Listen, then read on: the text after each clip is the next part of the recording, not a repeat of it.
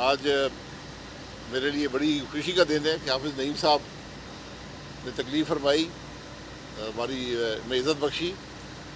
لیاقت بلوچ صاحب بھی ان کے ساتھ تھے، میاں اسلم صاحب ساتھ تھے، رنداوا صاحب بھی تھے، امیر الدین صاحب بھی تھے۔ تو مقصد تو غزہ کی بات پر تھا، لیکن کہ آگے 1 سال ہونے لگا ہے، اس پر ہمیں کیا کرنا چاہیے، اور دوسرا ملک کے معاملات پر بھی بڑی ایک اچھی بات چیت ہوئی کہ ہم کس طرح ملک کو ان مشکلات سے نکال سکتے ہیں۔ اس وقت جماعت اسلامی کا ہمارا یہ ڈیلیگیشن پاکستان کی سیاسی جماعتوں کے رہنماؤں سے ملاقات کر رہا ہے۔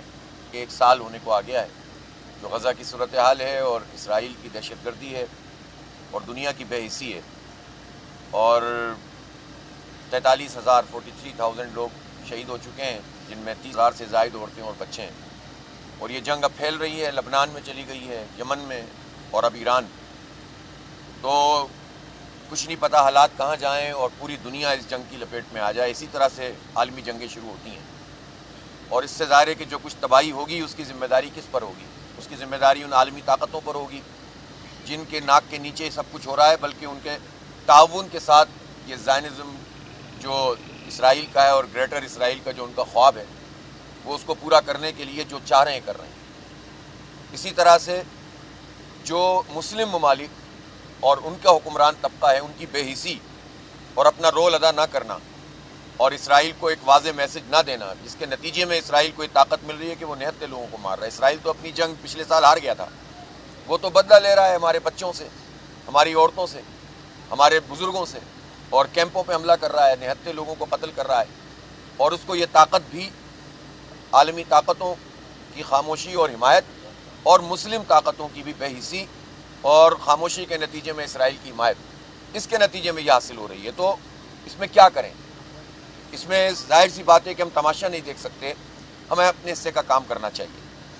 ہم سمجھتے ہیں کہ پاکستان کی یہ سگنیفیکنس ہے کہ پاکستان ایک نظریاتی مملکت ہے، پاکستان ایک نظریے پر وجود میں آیا ہے، اور پاکستان کی پوری تحریک جب چل رہی تھی پاکستان بننے کی، تو فلسطین کا ایشو بھی اس وقت موجود تھا، اور ہر آل انڈیا مسلم لیگ کی ہماری بڑی جو بھی ان کا اجلاس ہوتا تھا، مجلسیں ہوتی تھیں، اس میں پاکستان کے حق میں بھی قرارداد پاس ہوتی تھی اور فلسطین کے حق میں بھی قرارداد پاس ہوتی تھی۔ اسی لیے قائد اعظم نے اسرائیل کو مغرب کی ناجائز اولاد کہا، اور کام کبھی تسلیم نہیں کریں گے۔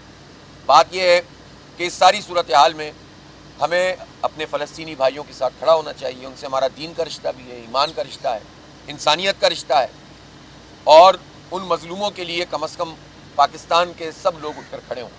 ہم نے یہ پلان کیا ہے کہ ابھی ہم پورا ہفتہ منا رہے ہیں، اور یہ صرف جماعت اسلامی نہیں بلکہ فرینڈز آف فلسطین، جو ہم دیکھ رہے ہیں کہ پوری دنیا میں انہوں نے یہ اپیل کی، خود فلسطینی لوگوں نے، غزہ کے لوگوں نے، کہ اظہار یکجہتی ہم سے کیا جائے۔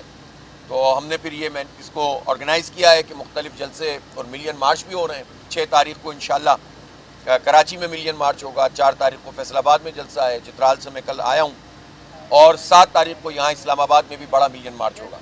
لیکن ہم نے یہ بھی طے کیا ہے کہ پورے ملک میں بیک وقت 7 اکتوبر کو 1 سال مکمل ہونے پر تمام لوگ گھروں سے باہر نکلیں، دفتروں سے، اپنے اسکولوں سے، کالجوں سے، مدارس سے، اور گھروں سے سب نکل کر آفیسز سے ایک اظہار یکجہتی کریں، اور اسی لیے ہم تمام جماعتوں سے رابطہ کر رہے ہیں۔ اور آپ نے دیکھا کہ ظاہر شاہد خاقان عباسی صاحب کی جماعت اور ان کی پارٹی تو جو موقف رکھتی ہے، الحمدللہ تقریباً تمام چیزوں پر ہمارا ایک ہی موقف ہے، لیکن وہ پارٹیاں کہ جن سے ہمارا سیاسی اختلاف ہے، ہم ان کے پاس بھی جا رہے ہیں، اور ہم پرائم منسٹر صاحب سے بھی ملیں گے انشاءاللہ، اور ان سے بھی کہیں گے کہ آپ اپیل کریں، اور اگر ان کی طرف سے یہ سولیڈیریٹی کا پیغام آتا ہے تو ہم اس کو آن کر لیں گے۔ ہمارا یہ مسئلہ نہیں ہے کہ پولیٹیکل پوائنٹ اسکورنگ ہو، پوری قوم کو غزہ کے لوگوں کے ساتھ کھڑا ہونا چاہیے، اور پوری قوم کو دہشت گردی اور اسٹیٹ دہشت گردی کی جو ہے مذمت کرنی چاہیے۔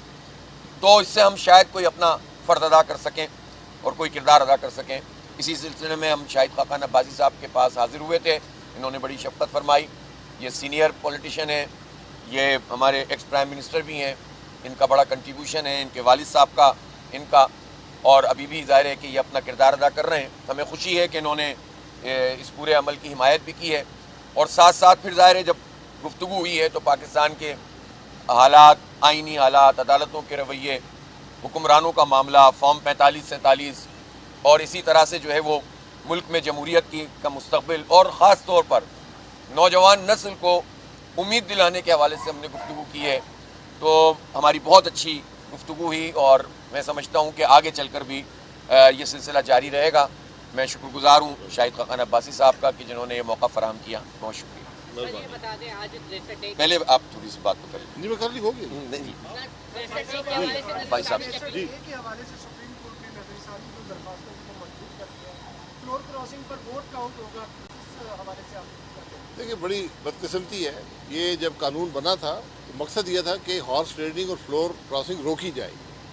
آج بدقسمتی ہے ہمارا ہی سپریم کورٹ ہے، ہمارے ملک کا ایک آئینی ادارہ ہے، اس نے جو فیصلہ اس پر کیا ہے یہ میں سمجھتا ہوں کہ آئین کی روح کے مطابق نہیں ہے کہ آپ فلور کراسنگ کر لیں، آپ اپنا ضمیر بیچ دیں اور نقصان پہنچا دیں، یعنی ووٹ ڈال دیں.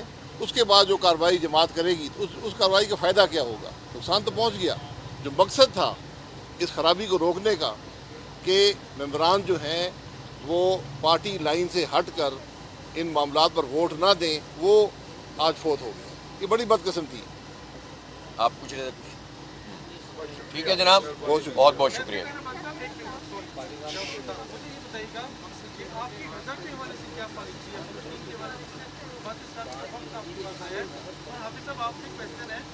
پہلے بھائی صاحب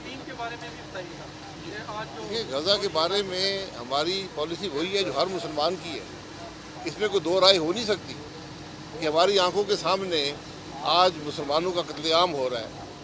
42,000 سے زیادہ بچے، عورتیں، سویلین شہید ہو چکے ہیں اور دنیا خاموش بیٹھی ہے. مغرب میں عوام اٹھے ہیں لیکن حکومتیں خاموش بیٹھی ہیں.